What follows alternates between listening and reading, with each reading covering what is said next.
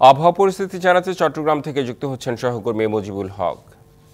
মুজিব, বৃষ্টিতে চট্টগ্রামে পাহাড় ধসের সংখ্যা কতটুকু আছে আর সামগ্রিকভাবেই বা কেমন অবস্থা দেখছেন আপনি?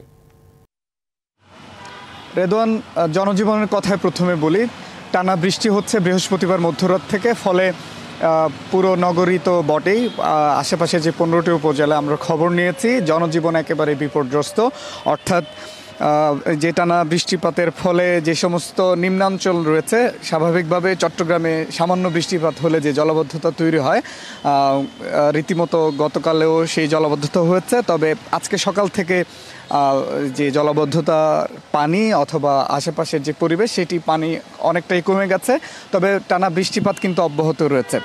আবহাওয়া অধিদপ্তর গতকাল আমাদেরকে যেটি জানিয়েছিল যে গতকালে 24 ঘন্টায় 118 মিলিমিটার বৃষ্টিপাত হয়েছিল, এবং আজকের যে রেকর্ড সেটি এখনও পর্যন্ত জানা যায়নি। তবে আমরা হয়তো কিছুক্ষণের মধ্যে সেটি জানতে পারবো।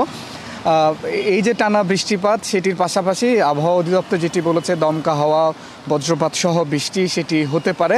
আমরা ইতিমধ্যে দেখছি যে কিছুটা বাতাস, দমকা হাওয়া শুরু হয়েছে।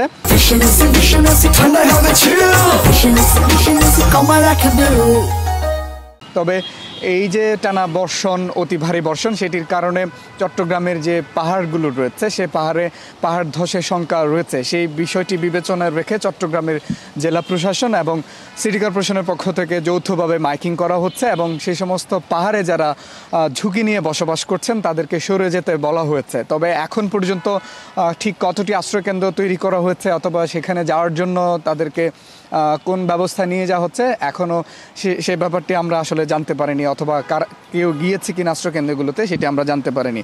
এর বাইরে যে অতি ভারী বর্ষণ এবং বৈরী আবহাওয়ার কারণে